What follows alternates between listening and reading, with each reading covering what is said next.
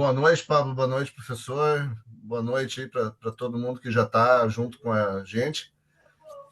Em nome da FETEC, eu quero dar as boas-vindas a todas e a todos que estão nos acompanhando nessa live, um assunto muito importante, né?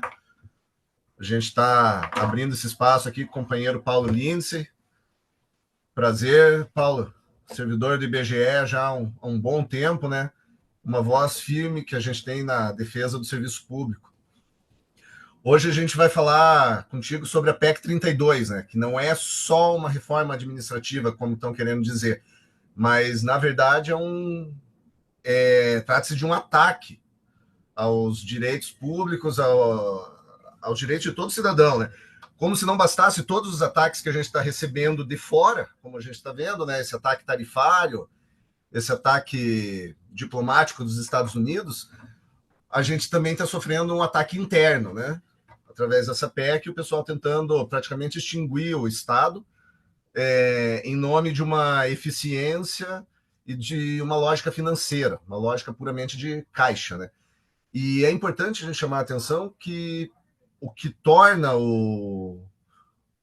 a nossa, o nosso balanço deficitário não é o serviço público, mas sim uma taxa Selic a 15% ao ano, né? Uma das maiores do mundo, se não a maior do mundo, buscando sempre atingir interesses externos, né? Interesses estranhos a nós. Né? Um grupo bolsonarista agindo junto com os Estados Unidos para impor sanções contra o Brasil, na lógica de enfraquecer o país, entregar as nossas riquezas e deixar o povo sem proteção. Bem, feita essa introdução, mais uma vez, em nome da FETEC, eu quero agradecer a todos, especialmente ao Pablo, que viabilizou esse encontro hoje, ao Paulo Lindsay, que aceitou o nosso convite, né? E passar a bola para vocês aí. Muito boa noite, gente. Bom, rapidamente aqui, Paulo, como secretário de formação, eu faço também as boas-vindas, né? E também ao nosso povo do movimento sindical aí e também os que vierem assistir futuramente essa live, né? E, assim, e lembrar que o Paulo também, ele é coordenador lá do núcleo da Auditoria Cidadã da Dívida. Até ao fundo ele está ali com o nosso gráfico de pizza, né? Que é uma luta constante, e essa auditoria que faz, auditoria cidadã, que vai fazer, cumpre 25 anos agora, nesse ano, com uma série de eventos, né? E é uma luta em defesa do orçamento público e, claro, e da estrutura do Estado público. Então, Paulo, é assim, só para já você vai trabalhar com histórico, né? Mas também seria bom a gente fazer um comparativo, tanto se fala em OCDE, e quando você olha, que são a organização do que é desenvolvimento econômico e de cooperação e desenvolvimento econômico, tanto se fala da OCDE, e quando você compara o número de funcionários públicos nesses países da OCDE, em especial os países principalmente da parte mais rica da Europa, você vê que o número de funcionários públicos é proporcionalmente à mão de obra toda do país é bem mais elevada que no Brasil.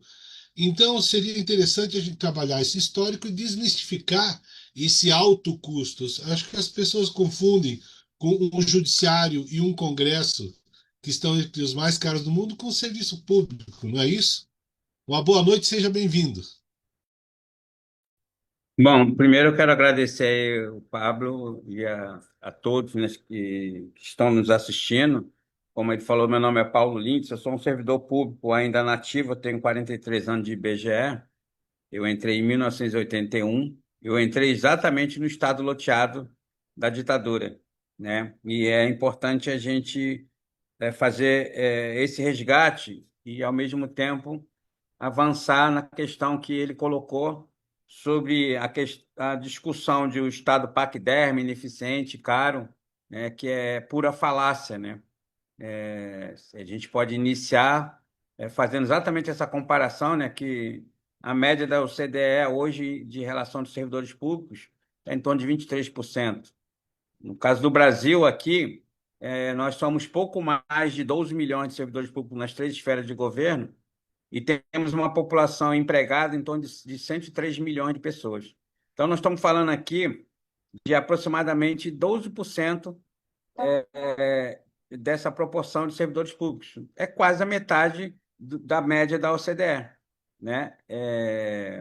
Então, além de que nós estamos falando aqui de um país continental. Para você atender a população da melhor maneira possível, a gente precisa de estrutura estatal, né? No sentido de você poder melhorar a qualidade dos serviços públicos. E essa estrutura ela tem cada vez mais sendo entregue à iniciativa privada.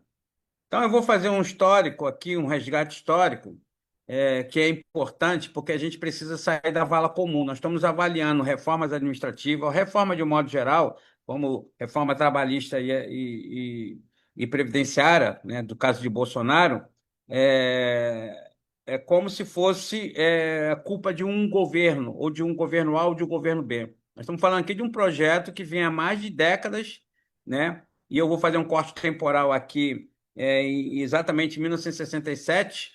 Por que 67? Porque 67 foi quando foi editado o Decreto 200 de 1967, que é a primeira reforma administrativa do governo militar.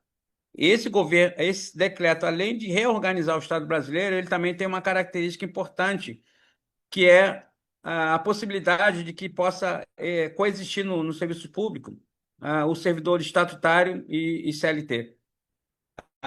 E esse início de conversa que nós estamos falando aqui, tudo que eu vou falar para vocês de arcabouço legal, nada foi revogado.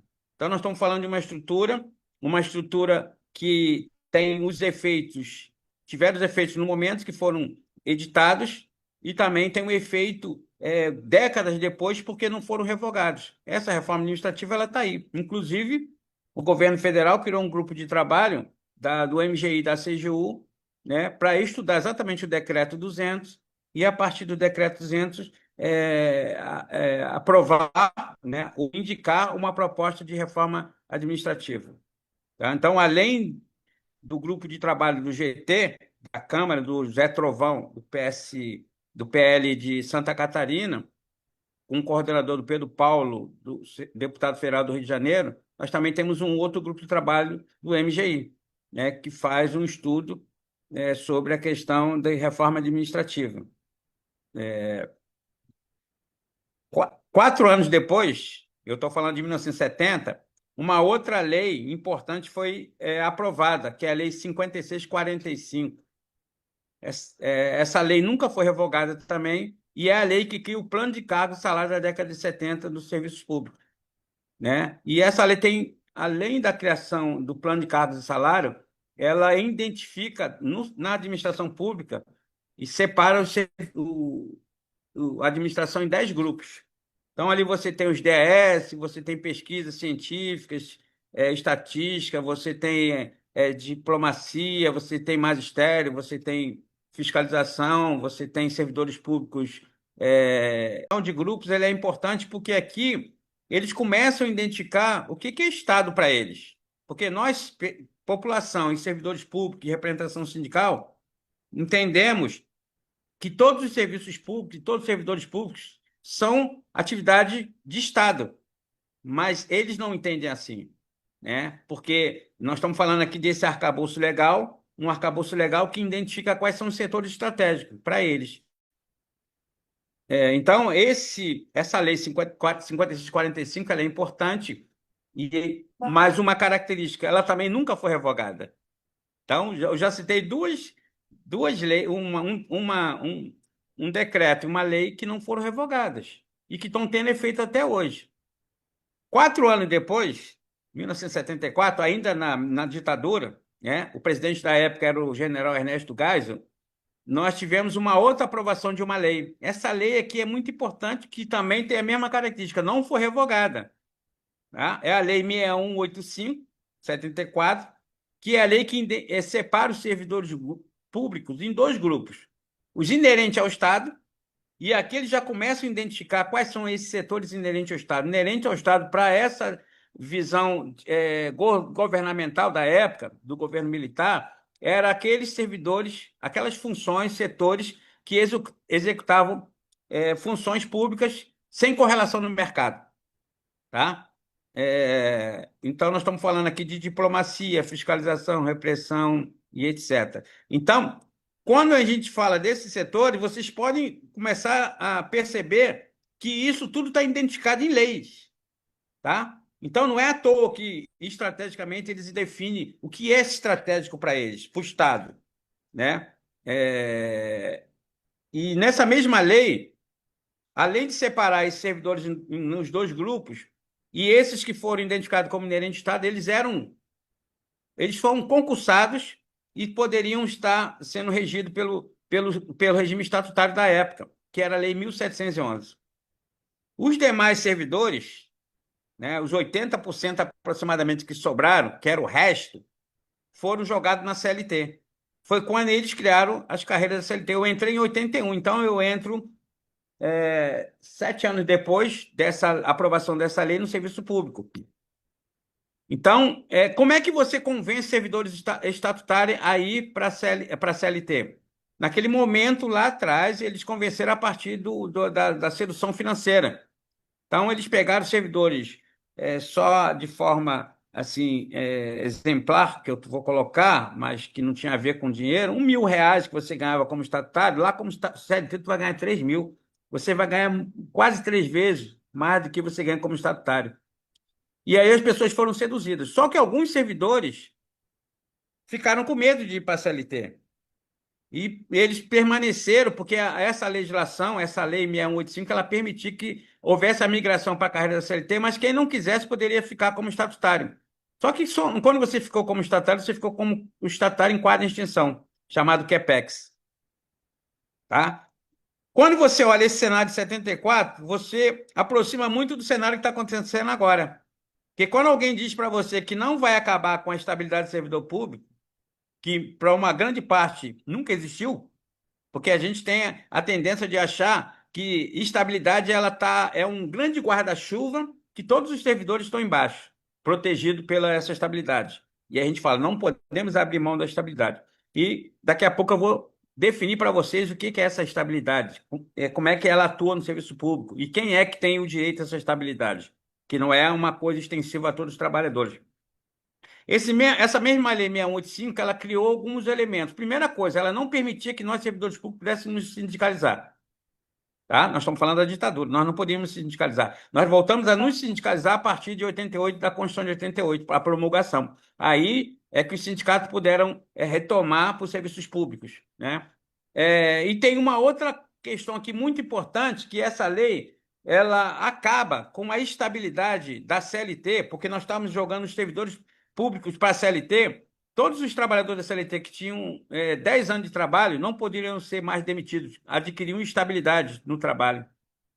E com essa lei, essa estabilidade ela é trocada pela criação do Fundo de Garantia, Instituto do Fundo de Garantia.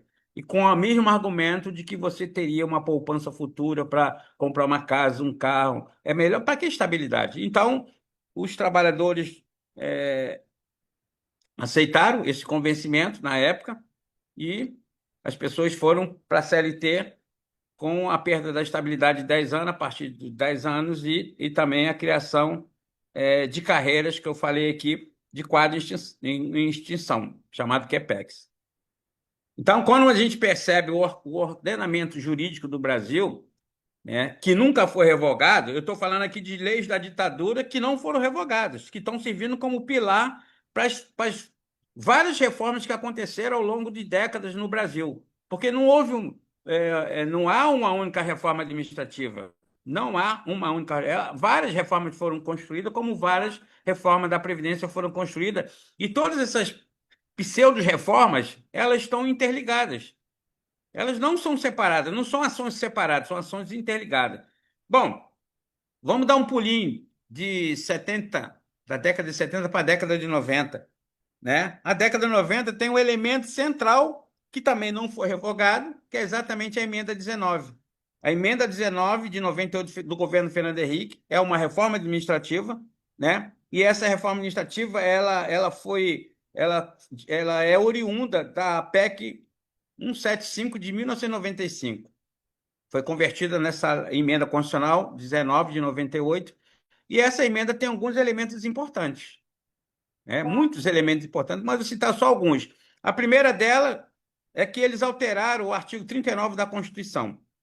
Então, o artigo 39 da Constituição é onde você tinha, dentro das competências da administração pública, federal, estadual, municipal e os distritos federais, a criação do regime jurídico único e carreiras. Isso era o texto original do artigo 39. Com a aprovação da emenda constitucional 19, o Fernando Henrique ele altera esse artigo 39.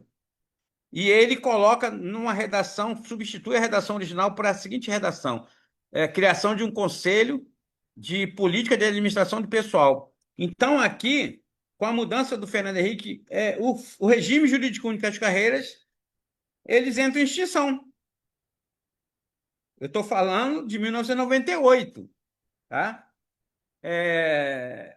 E grande parte dos servidores públicos não presta atenção nisso.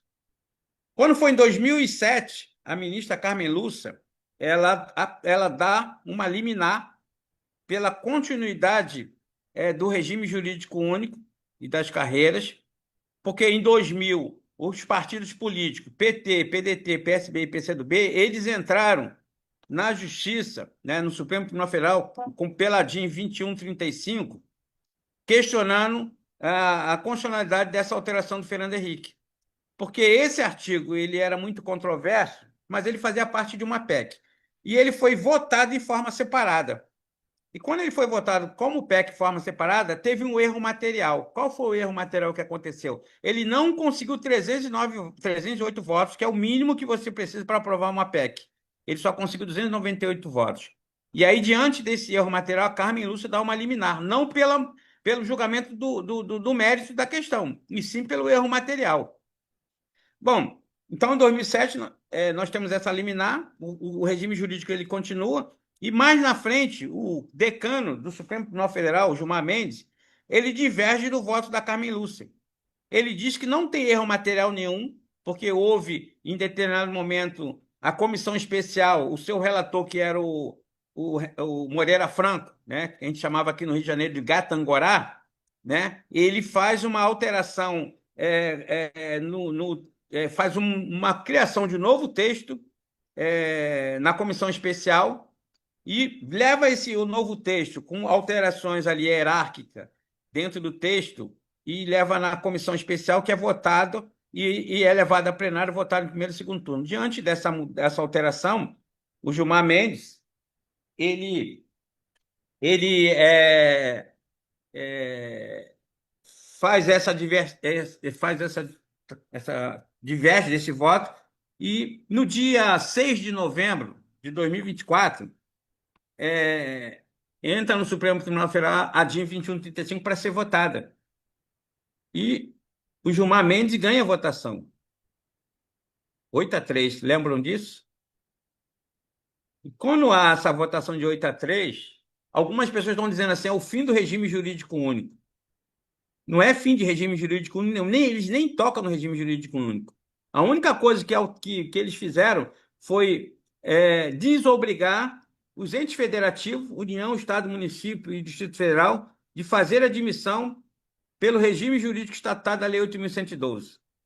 Então, com essa decisão do Supremo Tribunal Federal, abriu-se a porta do inferno. Então, agora, poderá-se administração pública federal, direta, indireta, autarquia e fundações, fazer admissão de servidores públicos não pela Lei 8.112. Poderão fazer por qualquer outro time. Inclusive, já tem discussões de projeto de lei de colocar meios para fazer execução de serviços públicos. Bom, a emenda 19 tem um outro elemento importante. Qual é o elemento importante? Ele define quem são os servidores não estáveis. Ele diz que o servidor que entrou 5 anos antes da Constituição, 5 de outubro de 83, para frente, até o primeiro concurso, não tem estabilidade. Ah, mas eu tenho 42 anos de serviço público, mas não tem estabilidade. É o Paulo Lindes que está falando? Não, é a Constituição. Eu, Paulo Lindes, que entrou em 1981, sou um servidor estável excepcional. porque eu fui definido pelo artigo 19 dos atos de disposição transitória da Constituição, de que eu sou um servidor que entrei no serviço público, porque a minha geração já não tinha mais concurso público para a maioria das carreiras e dos órgãos, e eu entro pelo processo seletivo. Mas a maior parte da minha geração entrou pela janela. Eu entrei para o processo seletivo, fiz um processo seletivo, fiz uma prova, né? E aí, diante dessa alteração, da promulgação da Constituição no artigo 19 dos atos de disposição transitória, eu fui estabilizado, não por conta do meu concurso público, que eu não fiz, eu fiz processo seletivo, e fui estabilizado porque eu estava 5 anos antes da Constituição. Então, eu sou um servidor estável e excepcional. E aí eu falei que quem entrou em 5 de outubro de 83 para frente é um servidor não estável, certo? E nós temos, a partir de 88, que é a promulgação da Constituição, que volta aos concursos públicos com prova de títulos, passa a ter os servidores estáveis efetivos, após 3 anos de estado probatório, em decorrência do seu concurso público. Essa definição ela é muito importante. Essas três, porque nós estamos falando aqui de servidores que cada um está num quadrado diferente, não estão no mesmo quadrado. Então, quando a gente fala de estabilidade, as pessoas entendem que é todo mundo que está no serviço público tem essa estabilidade. E eu estou definindo para vocês constitucionalmente que não é verdade, né? Parte tem a estabilidade excepcional, parte nem estabilidade tem, e outra parte tem estabilidade efetiva. Viu, Paulo? Paulo, você poderia dar assim, muito grave, assim, voltar só um pouquinho nesse julgamento do Gilmar Mendes, que reinventou a matemática, que ele não achou erro material lá na votação, né? Então, avocou-se para o STF o julgamento do mérito e da matéria, ou seja, agora está aberta a possibilidade de você contratar, mediante esse julgamento do STF do 8-3, é possível você não ter mais estabilidade no primeiro ponto, né? Que, aliás, já está firmado em outros entendimentos ali, leis anteriores. Mas com esse posicionamento do STF, é possível hoje, por exemplo, ele vai do federal, vai para o estadual aqui, como nós temos o governador Rato aqui, né? O Rato está apavorando aqui e é possível ele demitir e contratar, vamos dizer, empreiteiros de educação. É isso? Demitir professores, aí eu pego uma empreiteira de educação, um cara lá que monta uma empresinha, um gato, e contrata uma série de professores e põe em sala de aula. Então eu pago através igual essas OS de saúde. É isso que eu posso fazer? Se eu queria entender melhor isso, um pouquinho. Voltar um pouquinho nesse Sim, julgamento. o julgamento primeiro, só uma questão aí que você falou que eu vou corrigir. Não teve julgamento de mérito. O julgamento foi do erro material, tá? O que prevaleceu é a redação que foi substituída. Então, o Fernando Henrique substitui aquela redação original, que era dentro da competência dos entes federados, institui o regime jurídico único e carreiras, só que esse texto já tinha sido substituído. Então, o que houve foi o julgamento do erro material, mais nada, não teve mérito. Ele falou que não teve erro material, se não teve erro material, já tinha sido aprovado lá anteriormente, certo? E aí, é exatamente isso que você está falando. Por isso que tem que fazer uma correlação, uma conexão do passado com o presente. Porque se você olhar o que está acontecendo agora, aconteceu lá atrás, né? Porque eu falei para você que eu entrei na CLT. E os trabalhadores que foram estatutários naquela época, que não migraram para a carreira de CLT, eles ficaram em extinção, né? O que está acontecendo agora? Então, quando eu entro no IBGE, eu tenho, além de ser CLT, tem uma outra característica, eu era temporário. Tá? Só que o meu contrato era por tempo indeterminado, porque nós estamos falando aqui antes da Constituição. Então, era permitido que servidores públicos pudessem, dependendo da atuação dentro do serviço público, passar para o quadro permanente. Foi o que aconteceu comigo. Por isso, eu sou um servidor estável excepcional, né? E outros também, que mesmo sem ter estabilidade, também passaram para o quadro permanente. O problema é que as pessoas não fazem essa distinção. Eu sempre faço uma brincadeirazinha, é a seguinte, quando a gente escuta a palavra extinção, é bom analisar ela biologicamente, tá? Porque extinção, no meio biológico, é um animal que ele não consegue mais fazer a geração de uma nova, criar uma nova geração. Ele não é que ele não vai ser visto na natureza, ele vai estar lá na natureza. Só que ele não mais cria uma geração. Então, ele é o último daquela geração. Um servidor extinto é exatamente isso. Agora, em 2020 ou 2021, o Bolsonaro fez um decreto 10.184, acho que é isso, que extinguiu. São 11 páginas de cargos extintos da Previdência, da Saúde e da Educação. E cargos concursados há pouco tempo. Há muitos cargos técnicos. Do STAI, por exemplo, das universidades. Vários cargos extintos. E aí os trabalhadores não conseguem perceber, porque ele continua trabalhando, recebendo, mas essa carreira dele está extinta. Se agora, numa reforma administrativa, como foi citado aí pela PEC 32, tem um artigo na PEC 32 que fala a seguinte coisa: cargos considerados obsoletos e não mais de interesse da administração, os cargos serão extintos e seus trabalhadores serão demitidos. Então, esses cargos que foram extintos por Bolsonaro, eles já deram um passo adiante. Eles já não interessam na administração. Se houver aí uma canetada dizendo que eles podem ser demitidos a partir de uma reforma administrativa, o passo de não mais interesse ou obsoleto já está dado, porque um cargo em extinção eu não quero mais. E aí tem essa questão. O que é um cargo em extinção? É o último da geração. Se você tiver qualquer cargo que foi extinto, eu posso ter um outro cargo ali dentro, mas agora não mais estatutário.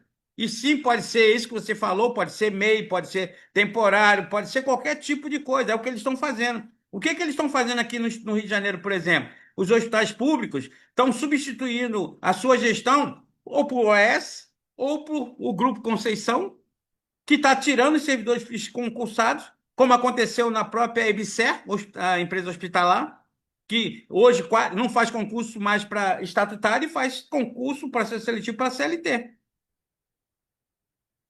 Só que isso vai ser pior, porque esses ainda são na CLT. A proposta que tem hoje na reforma administrativa é você aumentar. Primeiro é o seguinte: você precisa criar uma lei nacional para temporário. Porque hoje você tem uma lei federal, que é a Lei 8745, que rege o trabalho temporário na União, certo? Mas não tem lei para reger o trabalho temporário nos municípios. E deve ter um ou outro estado que deve ter alguma lei que rege o trabalho temporário. O que eles querem agora é uma lei nacional para reger, ter o mesmo regramento para todas as esferas de governo. E aí, a proposta do grupo de trabalho do Zé Trovão e do Pedro Paulo como coordenador é tirar uma expressão falando o seguinte: o trabalho temporário hoje, nacionalmente, pela federação, tem uma lei federal que é a Lei 8745, que rege o trabalho temporário na União. Né? No IBGE, usa isso. Hoje nós somos no IBGE em pouco mais de 4 mil trabalhadores por conta do concurso que houve agora do CNU, mas nós temos mais de 7 mil trabalhadores temporários no IBGE. Nós estamos falando aqui de aproximadamente 11 mil servidores no IBGE, mais de 60% são temporários. Né? Com uma lei nacional, de abrangência nacional, eles vão fazer um novo regramento que vai pegar em todos os entes federados, município, Distrito Federal, Estados e União, com o mesmo regramento, podendo fazer contratos por tempo determinado de até 5 ou 6 anos, podendo ainda estender esse contrato. Então, nós estamos falando aqui de a possibilidade de você criar uma lei que vai reger todo o trabalho temporário no serviço público. E se eles tirarem, e eles querem a expressão excepcional interesse público, nós estamos falando aqui que eles poderão botar trabalhadores temporários até na área fim dos órgãos, porque não terá mais a necessidade excepcional. Tá? É o que hoje acontece. O IBGE pode contratar trabalhadores temporários para grandes operações censitárias, grandes pesquisas, outras pesquisas, mas ele já burla a lei, que o IBGE usa trabalho temporário para chefias de agência, para a área administrativa. É uma burla da lei, mas não poderia. Né? Mas se eles fizerem uma lei nacional com o mesmo regramento, é a possibilidade de você reduzir drasticamente os concursos públicos, que já está acontecendo. Nós tivemos ano passado o CNU, que foi para 6.500 vagas, mas nós temos hoje no Serviço Público Federal aproximadamente 68 mil trabalhadores em abono de permanência. Então, o CNU, que foi o maior concurso da galáxia, não cobre nem 10% do abono de permanência. Né? Então, nós estamos falando de uma de uma redução, e a própria Esther Dweck falou que nos próximos 10 anos nós vamos perder mais de 180 mil servidores públicos. E vamos perder como? Vamos perder porque nós estamos falando de automação, estamos falando de plataformas eletrônicas e inteligência artificial. Não será necessário tanto servidor de carne e osso, né? Por isso uma reforma administrativa ela é necessária para que você possa adequar toda a legislação, todo o arcabouço legal ao novo modelo de Estado que eles querem. O companheiro falou anteriormente aí eles querem acabar com o Estado. Isso também não é verdade. Eles não vão tocar no Estado. Sabe por que não vão tocar no Estado? Porque o Estado é o que financia a brincadeira toda. O Estado é o subsidiário. Não existe nenhum país do mundo que o Estado não seja o grande financiador da brincadeira toda. E quando há crises financeiras do capital, são os Estados que salvam, né? Então, o que eles querem, e está nesse gráfico aí, você vê só a parte amarela, que é a parte do orçamento financeiro, não tem discussão, porque nós estamos falando aqui que tem uma garantia constitucional do artigo 166, parágrafo 3º, inciso 2º da linha B, que lá diz que a dívida pública não tem limite nem dotação orçamentária. Até agora, por exemplo, de uma previsão de gasto com a dívida pública para 2025 de 2 trilhões 529, nós já gastamos quase 1 trilhão e 600. Dá falta uns 3 meses e pouco, e a gente provavelmente vai passar de 2 trilhões. Tá? E vai superar o ano passado, que foi 1 trilhão 997. Eu estou falando aqui do ano passado em referente aos dias, 365 dias, nós estamos falando aqui de 5,1 bilhão por dia pago ao sistema financeiro, né? E tem gente que fala assim, o gráfico da pista está errado, porque rolar de refinanciamento não é desembolso, que não é verdade. Mesmo que não houvesse desembolso, quando você coloca no orçamento, você coloca algum valor para um orçamento, você carimba o orçamento, mesmo que você não gaste. E aquele dinheiro não pode ser usado para outra coisa. Mas tem uma manobra orçamentária. Qual é a manobra que tem no orçamento? O orçamento tem algumas métricas. Eu vou citar duas aqui, ó. O valor liquidado e o valor pago.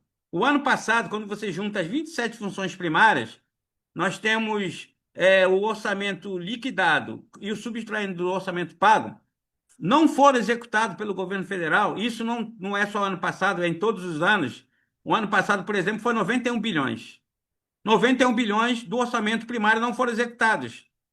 E tem uma lei que diz que todo o orçamento não executado cria superávit no Tesouro Nacional e vai pagar a dívida pública.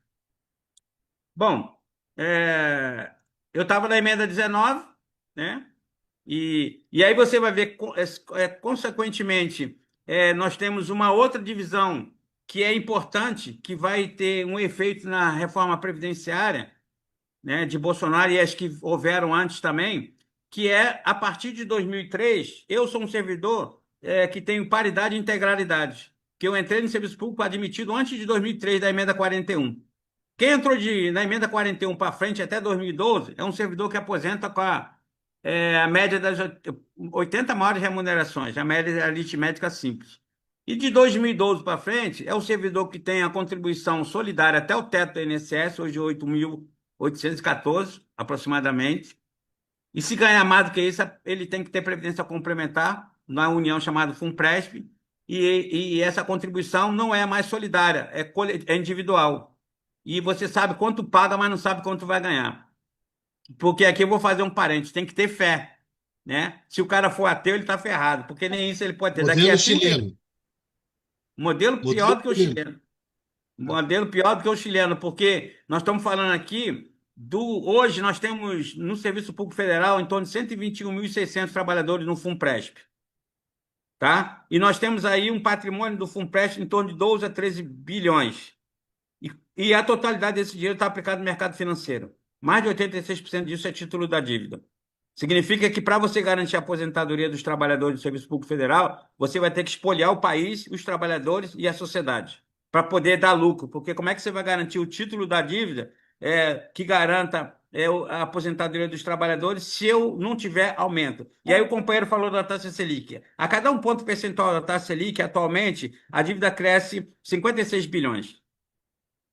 Então, se você pegar nos últimos tempos, a dívida, a Selic aumentou 4,5 pontos percentuais aproximadamente. Se cada ponto percentual a dívida aumenta 56 bilhões, nós estamos falando aqui que a dívida nos últimos tempos aumentou mais de 200 bilhões.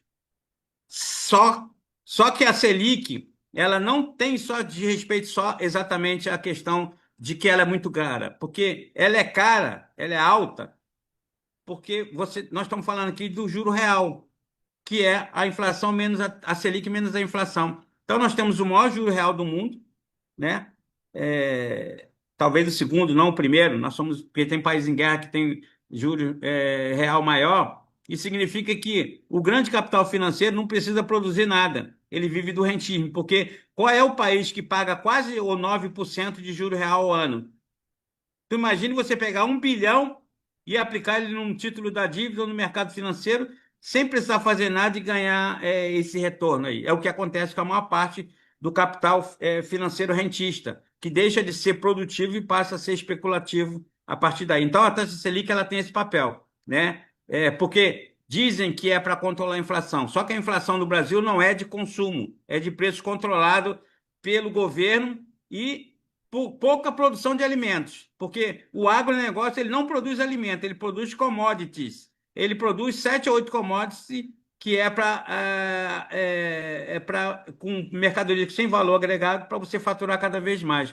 Porque o agronegócio não paga imposto, ICMS, né? E pode deixar 100% do valor exportado no exterior sem obrigação de trazer para o Brasil. Então, quando ele vende a soja ou ele vende o milho, ele não precisa trazer o dinheiro dessa venda para o Brasil. Ele deixa lá e, quando há a oportunidade de comprar alguma moeda estrangeira ou título da dívida, ele vem trazer o dinheiro para o país, né? E se você pegar a safra do Brasil, por exemplo, de grãos, a última, a previsão do IBGE e da Conab, nós estamos falando aqui de mais de 340 milhões de toneladas de grãos, que só talvez 180 a 200 milhões é milho e soja. Tá? Por isso que falta chuchu, falta arroz, falta tomate, falta cenoura, porque quem alimenta o povo brasileiro, na realidade, é a pequena agricultura familiar, é o médio produtor e o MST, né? Porque o agronegócio não produz alimento, e nem paga muito imposto, né? E nem paga imposto praticamente não, que o ICMS é produtos de exportação primários e semi-elaborados do agronegócio. Bom, vamos ir finalizando agora para a questão da reforma administrativa. E eu estava, antes de finalizar, eu estava falando da questão previdenciária, né? Isso aqui é importante, como a divisão que tem lá atrás, que eu falei para vocês, do estável excepcional, do não estável e do estável efetivo, nós temos aqui a mesma divisão previdenciária, que é os trabalhadores que têm paridade e integralidade, os trabalhadores que são pela média e os FUNPRESP. Então, você percebe que nós estamos numa dificuldade de agregar forças na luta, porque cada um está num quadrado diferente. Nós não estamos no mesmo quadrado. Então, isso é um problema, porque os direitos não são iguais para todos. E aí, o discurso que acontece pela grande mídia, pelo o Deus de mercado e pela o governo os asseclas do governo e o centrão e a extrema-direita, que não vamos tirar direitos dos trabalhadores, não vamos tirar estabilidade. Não, realmente ele não precisa tirar estabilidade. Se eu criar uma nova carreira, CLT, temporária ou qualquer outro tipo de gestão precária, eu não preciso tirar estabilidade, porque eu já coloquei você em extinção. Porque daqui para frente não haverá mais ninguém. Então, essa é a primeira coisa. Quando ele fala assim, nós não vamos atacar os antigos servidores, só os novos. Realmente. Se você criar uma carreira de CLT, por exemplo, como foi na época que eu entrei, eu entrei na CLT e os servidores que eram estatutários, que não migraram para a CLT, ficaram separados. Eles ficaram em extinção. E aí, quando tu olha para aquele cenário de 74, é o mesmo que vai acontecer agora, se não houver uma reação da classe trabalhadora. Né? Então, não dá para você acreditar que o efeito não será em você, tá? Que é aposentado, que está no serviço público, é só para os novos, né? Você está acreditando nisso e não deveria acreditar, porque isso é uma verdadeira fake news e falácia, né? Porque tem alguns elementos na Constituição que já possibilitam a nossa demissão. Eu não sei se todo mundo conhece a Constituição, mas o artigo 169 da Constituição, ele diz que quando tiver problema financeiro, com gasto de pessoal ativo, aposentado e pensionista, e excesso de gasto, eles poderão tomar algumas medidas, né? E o excesso de gasto aqui é relacionado ao teto que é colocado na Lei de Responsabilidade Fiscal. Nós estamos falando aqui que a União pode gastar até 50% da receita corrente líquida. O ano passado, a receita corrente líquida foi 1,4 trilhão aproximadamente. Você sabe qual foi o gasto com o governo federal? 300, incluindo os militares, 336 milhões. Se eu falei que eu posso gastar 50% da receita corrente líquida de 1,4 trilhão, eu estou falando que o governo poderia gastar 700 bilhões. Ele gastou 300. Pouco mais de 26 a 27% da receita corrente líquida. Então, quando eu digo que tem um excesso de gasto com o pessoal, que é o Estado ineficiente, paquiderme né, e esse Estado aí caro, eu estou falando mentira. Hoje, a despesa de pessoal, a última que nós tivemos consolidada de 2024, nós estamos falando aqui de 3,1% em relação ao PIB. Nós nunca chegamos a 5% e estamos em trajetória de queda, né? Porque o PIB nominal cresce e a receita nominal também, a despesa dos servidores cresce, mas ela não cresce na mesma velocidade que o PIB nominal. E, portanto, nós temos, apesar do crescimento nominal, nós estamos em trajetória de queda, né? E cada vez mais a gente está gastando menos, porque o PIB está alcançando valores cada vez mais astronômicos. E nós estamos falando aqui de um país que não tem problema financeiro, né? Que é vendido como se nós tivéssemos quebrado. O Brasil tem hoje no cofre aproximadamente 5 trilhões em operações compromissadas, depósito voluntário remunerado, Caixa Única do Tesouro e as reservas internacionais. Nós estamos falando aqui de 5 trilhões, só que esse dinheiro não está destinado à sociedade brasileira nem à estrutura de Estado. Ele é um colchão de liquidez para garantir o pagamento da dívida pública. Tanto a emenda 95 como o arcabouço fiscal tem como premissa principal, o pilar central, é a sustentabilidade da dívida pública. Não é sustentabilidade da educação, da saúde. Então, quando eu coloco a palavra sustentabilidade, eu preciso mostrar para os rentistas, para o grande capital financeiro, que nós temos dinheiro a rodo. Se nós pegarmos o ano passado, a arrecadação de receitas federais foi o recorde da série histórica. Nós estamos falando aqui de 2 trilhões e 700 aproximadamente. Quando você pega o período que está agora, que foi comparando com o ano passado, que é de janeiro a junho, nós temos uma arrecadação recorde de aproximadamente, em relação ao ano passado, que foi recorde, de 127 bilhões. Então, se nós conseguimos nessa toada, essa trajetória de crescimento de arrecadação, mais uma vez bateremos recorde de arrecadação. Então, nós estamos vendo que o problema do Brasil não é de dinheiro. O problema do Brasil é para quem destinar o dinheiro. E o dinheiro não é para destinar para a população. Por isso, não existe projeto social suficientemente para garantir a qualidade de vida do povo. Não tem um projeto de país, né? E aí vocês vão ver que, como eu falei aqui, tanto a emenda 95 como o arcabouço fiscal, ele vem dentro de uma justificativa de ajuste fiscal, né, de austeridade fiscal, que é uma falácia. Porque se você pegar em 2015, 2016, aonde foi aprovada em 2016 a emenda constitucional 95, nós vamos perceber que o Brasil perdeu 8% do PIB em 2 anos, 15 e 16, quase 8%. Qual a justificativa para o Brasil perder quase 8% do PIB? Nenhuma. Não teve crise financeira, não teve pandemia, não teve desemprego em massa, não teve nada. Mas aqui já foi a preparação para a aprovação da PEC, da emenda constitucional 95, que ela diz que a despesa primária ela será reajustada pelo IPCA do ano anterior. Então, como você teve 2015 um ano rebaixado pela queda do PIB, você teve despesas cada vez menores. Então, companheiro, nós estamos diante de um projeto que tem como objetivo central manter o Estado brasileiro como subsidiário, o financiador, mas não o executor das políticas públicas. Por que não executor das políticas públicas? Porque eu quero que a execução fique a cargo do setor das OS, das fundações, do setor privado. Por isso, a necessidade de você desmontar o Estado Social brasileiro estruturado a partir de concursos públicos e colocar trabalhadores cada vez mais fragilizados. Porque nós temos que mostrar para a população que nós, servidores públicos, somos o principal elo de ligação entre a sociedade e o Estado. Se esse elo se torna cada vez mais fragilizado, significa que a qualidade do serviço público, que já não é das melhores possíveis, ela piora, né? Porque, como eu falei para vocês, eu entrei no estado loteado da década de 80, né? Que já tinha começado aí na década de 60.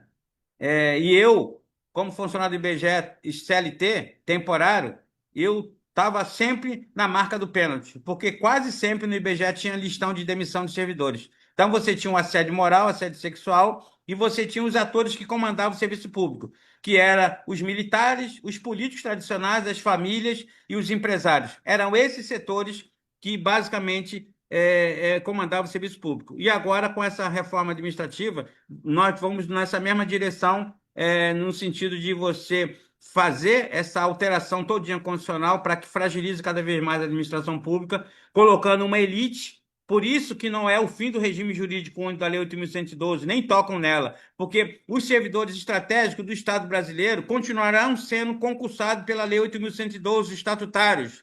E o resto será resto. É o mesmo cenário que aconteceu em 74. Olha a mesma coisa. Só que agora nós estamos falando de uma engenharia que tem ferramentas muito mais avançadas de aplicar esse desmonte no Estado brasileiro, né? O que você fazia manualmente, agora você tem inteligência artificial para fazer. Então, companheiro, a reforma administrativa ela tem esse viés central de desmontar o Estado brasileiro social e entregar à iniciativa privada.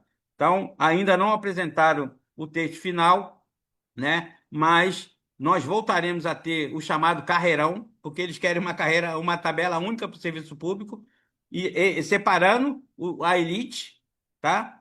E esse carreirão reduzirá salários, porque fala-se aqui de que o início da carreira não pode ser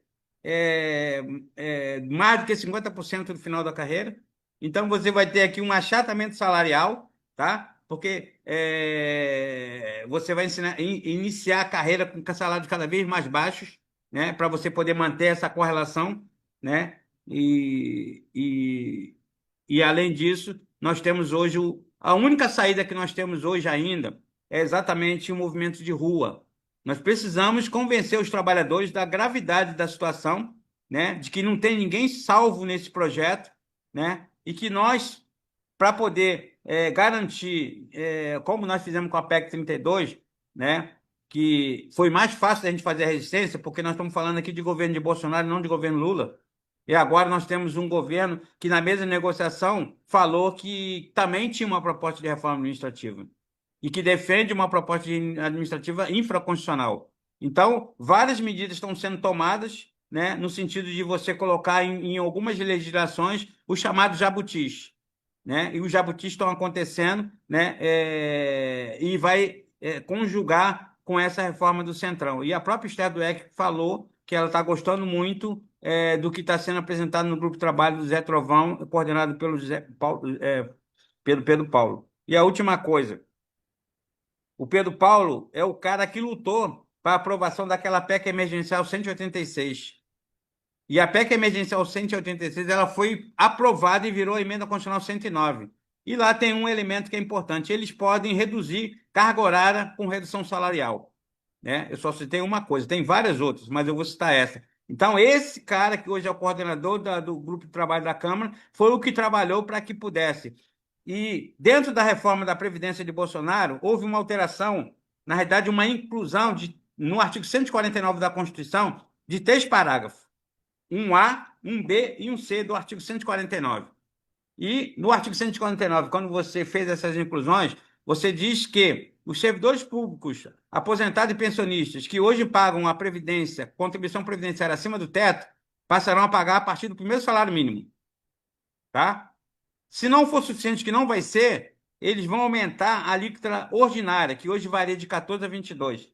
Se não for suficiente, que não vai ser, eles vão criar a alíquota extraordinária e outras medidas. Se duvidam do que eu estou falando, vão a São Paulo, que o Dória, quando foi governador, ele criou, a partir de um decreto que estava com problema atorial, uma alíquota de 8% extraordinária. E a última coisa, o que são outras medidas? Nós temos na Constituição um cheque em branco, vai depender da criatividade dos gestores para usar outras medidas, né? Então, nós estamos diante de um projeto que é encadeado, né, que está efetivamente linkado a todas as alterações. Dentro da reforma da Previdência, tem uma outra alteração que é colocar os servidores públicos no Serviço Público Federal para ser com a gestão do INSS, que foi o decreto 10.620.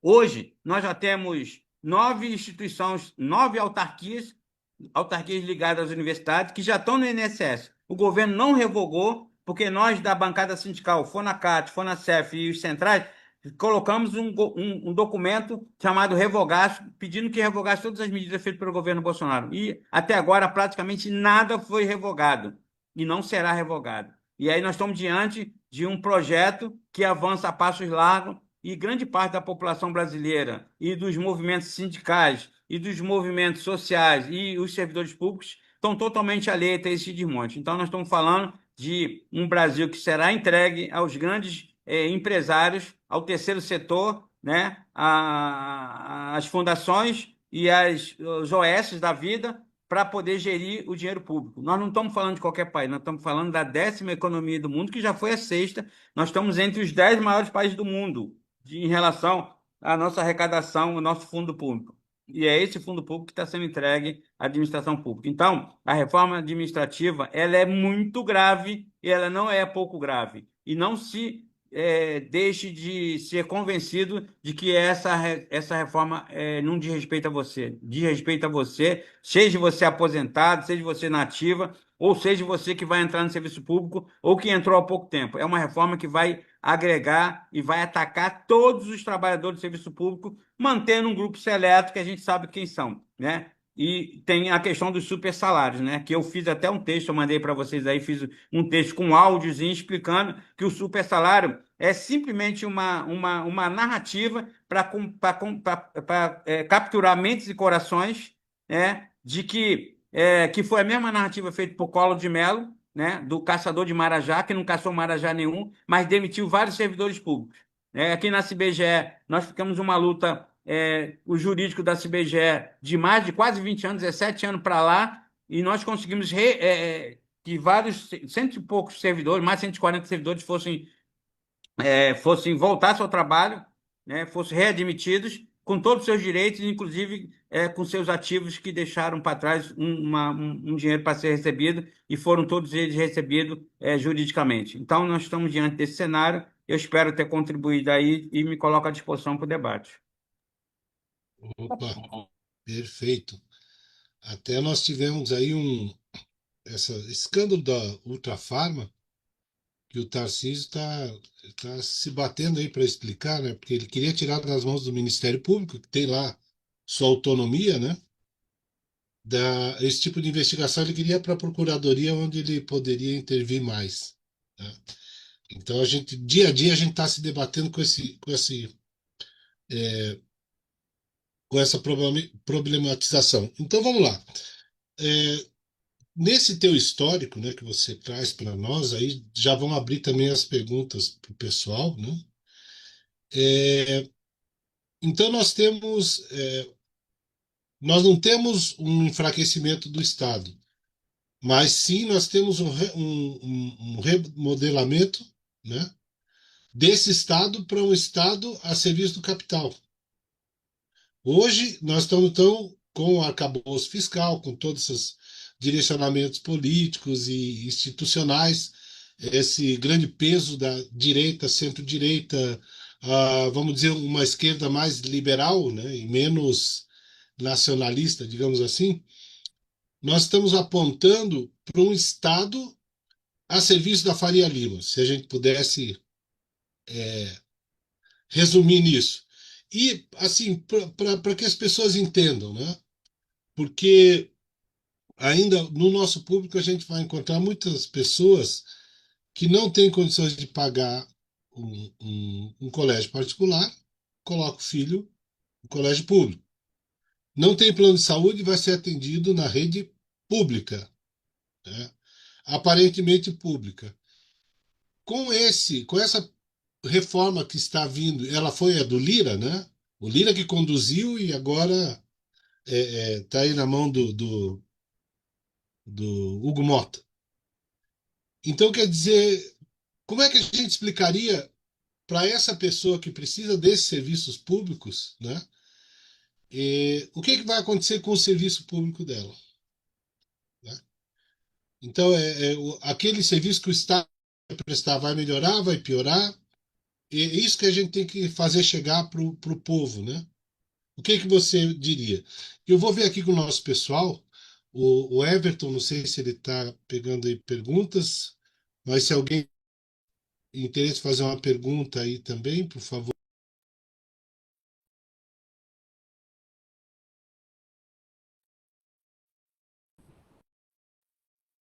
Porque aí nós estaríamos. Então, bom, acho que como eu não estou com. O Everton está com o YouTube aberto, eu não estou. Mas vamos começar com essa daí. O que vamos dizer, esse neo-estado neoliberal, ele é uma realidade? É uma realidade e nós estamos sendo um laboratório de experiências de mudanças, né, dentro do serviço público, que é, por exemplo, a possibilidade de você até ter vouchers, né, dentro da saúde e da educação, né, que seria o governo pagar da bolsa, uma escola pública, mas como nós estamos vendo no Brasil, isso já acontece nos Estados Unidos, né? Nos Estados Unidos funciona muito assim, mas como o Brasil tem bastante dificuldade de liberação do fundo público, o voucher aqui é simplesmente você acabar com a estrutura social brasileira, de escolas ou de hospitais, e depois você cada vez mais ter a dificuldade de ter o serviço público gratuito de qualidade. Porque um dos objetivos da reforma administrativa, primeiro, é também acabar com os tetos, com os pisos da educação e da saúde constitucionais, né? Que aí você, o que já tem dificuldade de fazer hoje,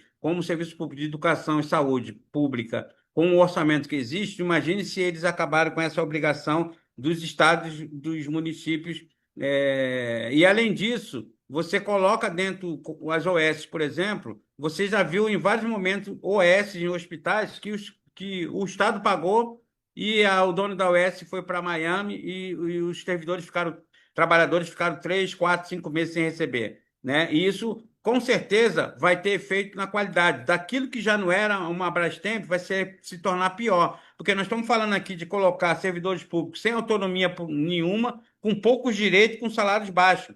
Isso terá um efeito direto na qualidade do serviço público, que já é bastante sofrível hoje, né? E aí, como é que um servidor público que não tem autonomia poderia fazer como aconteceu com o caso das joias do Bolsonaro, se você for um servidor temporário ou se você for uma CLT? Porque se fizesse isso um cara que era temporário CLT, no outro dia ele estaria no olho da rua. Aquele servidor lá não foi demitido porque ele tinha uma estabilidade no seu cargo e poderia, a partir dessa estabilidade. Quando você fragiliza a administração pública, né, a gestão e os servidores, você vai exatamente piorando o serviço público. Aqui no Rio de Janeiro, por exemplo, nós temos um exemplo aqui para a população entender, é o Hospital de Bom Sucesso. O Hospital de Bom Sucesso é um hospital federal que foi encampado pelo Grupo Conceição, Hospitalar Conceição do Rio Grande do Sul, né? Hoje, vários trabalhadores do regime jurídico estatutário do hospital estão sendo convidados a se retirar, e os trabalhadores que são contratados pela essa nova Grupo Conceição são trabalhadores com salário muito mais reduzido, né? O primeiro concurso que foi feito foi para 6 meses, contrato temporário, e com média salarial de R$ 2.000. Então, nós estamos falando isso, que você vai ver dentro do serviço público talvez mais gente, mais pessoas com menos possibilidade de fazer um atendimento de qualidade. Porque essa pessoa vai estar, talvez, sujeita a estar te atendendo e não ter recebido salário porque a OS não pagou, né? Ou porque o Estado não pagou, ou porque você está sendo pressionado pelo deputado. Eu fico vendo hoje. Eu fui no Hospital do Olho em Caxias levar minha esposa para fazer um exame e, de repente, entra uma tropa de gente com um deputado federal na frente e uma galera atrás, né? E todas aquelas pessoas levadas no hospital público do Estado foram lá a partir dessa intervenção do deputado que estava levando esse pessoal para poder fazer o atendimento, né? É um cabide de emprego e de voto, porque essas pessoas que saem de vários municípios no Rio de Janeiro para ser atendido, porque você acha que no Rio de Janeiro deve ter uns 3 ou 4 estados de olho aqui de olhos aqui no Rio de Janeiro, e aí as pessoas saem de vários municípios para ser atendido nesse hospital. que um dos donos dessa estrutura é o doutor Luizinho, aquele do implante, né? Então, nós estamos falando de uma estrutura pública que está sendo entregue na mão de meia dúzia de pessoas que vão comandar do jeito que eles quiserem. E aí eles passam a tomar conta do serviço público, que podem atender ou não. Você lembra que o Crivella pegou um tomógrafo e levou para dentro de uma igreja universal para que as pessoas pudessem ter atendimento? Tinha que ir na igreja universal ou talvez virar evangélico, porque se ele fosse de repente macumbeiro ou espírita aí de uma matriz africana, ele não poderia ser atendido porque ali é só pessoas puras, de coração e de alma, né? Na visão deles. Então, nós estamos falando disso, de tomada da estrutura do Estado, né? Porque na PEC 32 ela diz lá que você poderá privatizar, entregar a iniciativa para pessoas, estrutura de governo e instalações na mão do setor privado. São os convênios que poderão ser feitos. Então, a reforma administrativa ela vai reafirmar esses convênios que já existem a rodo, né? Mas que agora poderão estar sendo constitucionalmente garantidos, né? E, com certeza, a qualidade de vida do povo brasileiro, que já não é grande coisa, vai se tornar pior, né? A gente não consegue ver uma qualidade de vida, apesar dos números que o governo traduz aí como positivos, e são, porque eu falei aqui inicialmente que nós temos mais ou menos 103 milhões de pessoas empregadas no Brasil, né? E é um número, um percentual de pessoas empregadas, desempregadas, caindo a todo ano. Mas tem um número que quase ninguém fala. Você sabe qual é o número que o IBGE coloca? É que nós temos 174 milhões de pessoas entre 15 anos, acima de 15 anos, como pessoas em idade de trabalho. Então, quando tu pega 174 milhões e diminui de 103 milhões, nós temos 71 milhões de pessoas que não são seus empregados, mas estão comendo todos os dias. Aí você consegue ver por que tem tanta miséria, porque nós estamos falando de uma população que não tem mais como criar emprego, por isso você vê a discussão do empreendedorismo, que ela aparece porque você não tem quantidade de trabalho suficiente para poder garantir que a maior parte da população seja atendida com o seu emprego. E mesmo esses 103 milhões de pessoas empregadas, pelo menos 40 milhões de pessoas estão no trabalho subemprego, né? E aqueles que têm carteira assinada também não estão com essa bola toda, né? Porque dentro da carteira assinada nós temos o trabalho intermitente, que é aquelas pessoas que têm carteira assinada trabalham menos e ganham menos do que é necessário para viver e gerir a sua família. Então, nós estamos diante disso, né? Então, por isso, é a necessidade da população entender quem é o servidor público, que tem estabilidade e que tem que ter qualidade na estrutura do Estado e também na estrutura das carreiras e salários condigentes com a nossa função, né? Nós não queremos ser nenhum setor privilegiado, mas nós entendemos que se você não tiver esse servidor com qualidade, a chance de você entregar de vez toda essa estrutura de Estado, porque nós já vimos esse filme, quando foi entregue privatizações da área de telecomunicações. Toda a estrutura montada de telecomunicação no Brasil foi entregue ao setor privado. E eu não estou falando aqui de passar simplesmente para nós entregamos toda a estrutura, toda a estrutura. Eles ficaram até, quem ganhou isso deve ter ficado assim, mas caraca, eles me entregaram tudo, tudo, até satélite. Então Até é essa, isso. o Brasilsat. Então, assim, só vamos então caminhar para o encerramento, né? Eu até te mandei um quadro, depois eu te mando o site atualizado hoje, eu mandei no teu WhatsApp, dos maiores juros do mundo. Realmente o Brasil está em primeiro lugar, acima da Rússia, que está em guerra, né? E esse número de 70 milhões que você falou, né, vamos chamar desalentados ou desesperados, ele mais ou menos bate com aquele auxílio emergencial da pandemia, que as pessoas não sabiam que existiam tantos invisíveis para pegar aquele auxílio. Você assim, deve ter dentro da curva de Gauss lá, pega os extremos onde você teve um desvio ou outro. Mas o grosso mesmo coincide com esse número, né, que você apontou aí. Bom, então eu vou passar agora para o Everton. Eu, pessoalmente, em nome da FETEC, da Secretaria de Educação, gostaria de agradecer, né, a sua prontidão e que o seu Flamengo seja bem sucedido hoje, né? no frio lá do Rio Grande do Sul, né? Tá bom, meu amigo? Muito obrigado, né? Eu me despeço daqui e passo para o Everton agora. Um grande abraço. Aqui, Paulo, obrigado aqui, brilhante exposição. E realmente eles não querem acabar com o Estado, né, Paulo? A ideia é justamente se apropriar do Estado, né? Se a gente parar para pensar que o Estado é a principal ferramenta aí para distribuição de renda, seja como indutor de política pública, seja através de tributação, o interesse desses setores seria justamente esse, se apropriar do Estado, se apropriar do orçamento, para garantir cada vez mais a concentração de riqueza aí. Inclusive, essa semana a gente teve uns dados aí que mostraram que só se acelera, né? A concentração que a gente vê cada vez maior. Então, como eu sei que você deve estar ansioso aí para ver o teu Flamengo, em nome da FETEC, mais uma vez quero agradecer ao senhor, agradecer a todo mundo que nos acompanhou aqui e estamos à disposição aí, a FETEC, para à disposição do sindicato do IBGE para qualquer exposição aí que o senhor ache necessário. Muito obrigado. Eu que agradeço aí o espaço de fala, né? Pablo é um grande amigo guerreiro aí que nós estamos sempre juntos aí na luta aí na auditoria cidadã, né? Essa nossa conversa que ela vai ficar gravada, eu vou passar para os meus contatos e no Facebook e tal, e as pessoas vão poder acessar e essas informações é preciso, porque nós como sindicato do IBGE e também como auditoria cidadã, o nosso papel é exatamente esse de empoderar a sociedade brasileira desse conhecimento, porque nós estamos fazendo hoje discussões que ela é muito superficial. Nós estamos falando aqui do Fla-Flu, quem é Flamengo ou quem é Fluminense, né? E enquanto isso o projeto neoliberal fascista ela avança a passos largos, tomando toda a grande riqueza do Brasil, né? E aí para corroborar com a nossa discussão, você vê que quando houve a crise de 2008, lá nos Estados Unidos, na Europa, quem é que salvou o Estado?